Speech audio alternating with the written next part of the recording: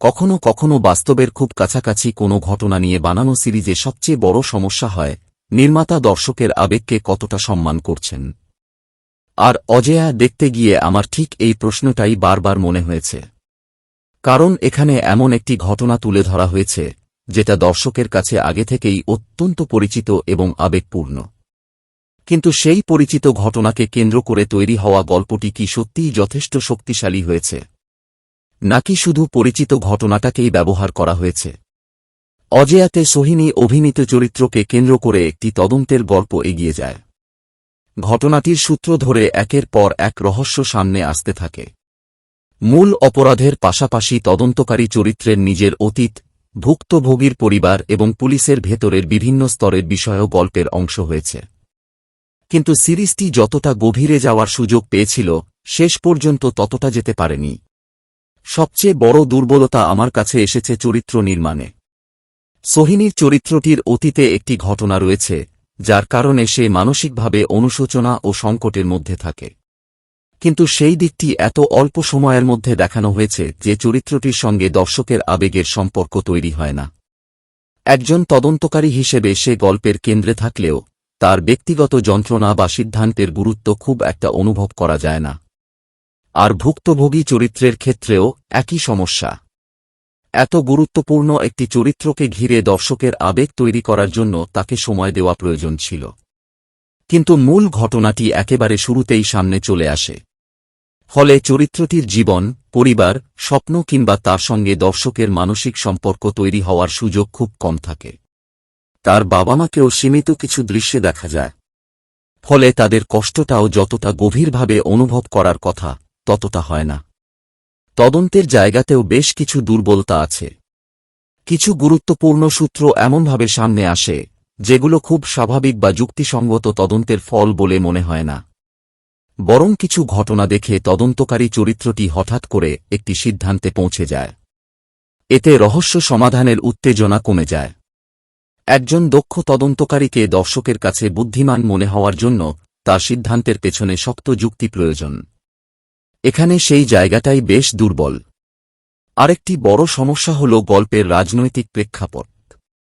যে বাস্তব ঘটনার অনুপ্রেরণা এই সিরিজে স্পষ্টভাবে অনুভূত হয় সেই ঘটনার সঙ্গে জড়িয়ে থাকা রাজনৈতিক পরিস্থিতি এবং ব্যাপক প্রতিবাদের বিষয়গুলো খুব সীমিতভাবে এসেছে।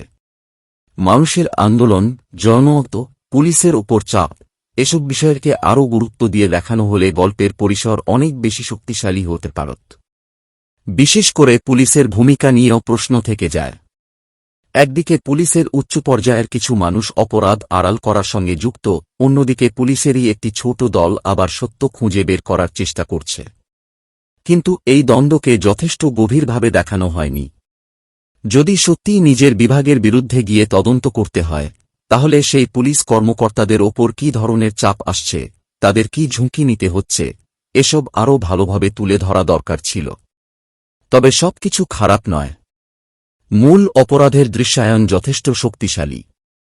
ঘটনাটিকে যেভাবে পর্দায় উপস্থাপন করা হয়েছে সেখানে ভয়াবহতা এবং আবেগ তৈরি হয়।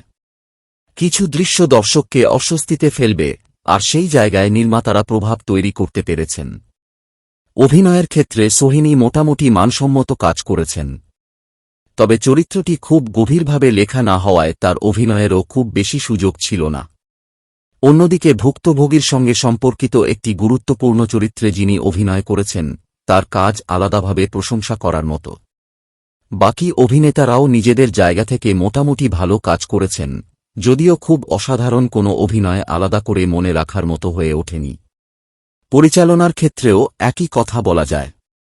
অজেয়া একটি গুরুত্বপূর্ণ এবং সংবেদনশীল বিষয় নিয়ে কাজ করেছে, কিন্তু সেই বিষয়কে যতটা গভীরে নিয়ে যাওয়া সম্ভব ছিল নির্মাতারা সেখানে কিছুটা নিরাপদ পথে হেঁটেছেন। ফলে এটি একটি শক্তিশালী তদন্তমূলক সিরিজ হয়ে ওঠার সম্ভাবনা থাকলেও শেষ পর্যন্ত সেই উচ্চতায় পৌঁছাতে পারেনি। সব মিলিয়ে অজেয়া পুরোপুরি ব্যর্থ নয়, কিন্তু প্রত্যাশা অনুযায়ী শক্তিশালীও নয়। ভালো কিছু দৃশ্য, কিছু ভালো অভিনয় এবং মূল ঘটনার ভয়াবহতা সিরিজটিকে ধরে রাখে। কিন্তু দুর্বল চরিত্র নির্মাণ, কাকতালীয় তদন্ত এবং রাজনৈতিক ও সামাজিক প্রেক্ষাপটের অগভীর উপস্থাপনা সিরিজটির বড় দুর্বলতা। তাই আমার কাছে অজেয়া এমন একটি সিরিজ যেটি গুরুত্বপূর্ণ একটি বিষয় নিয়ে তৈরি হলেও আরও শক্তিশালী লেখা এবং গভীর চরিত্র নির্মাণ পেলে অনেক বেশি প্রভাব ফেলতে পারত। আপনার কি মনে হয়? কমেন্ট বক্সে লিখে জানান। ভিডিওটি ভালো লাগলে লাইক করুন। আর এই সিনেমার খোরাক চ্যানেলটিকে অবশ্যই সাবস্ক্রাইব করে রাখুন। দেখা হবে পরের ভিডিওতে। ভালো থাকবেন।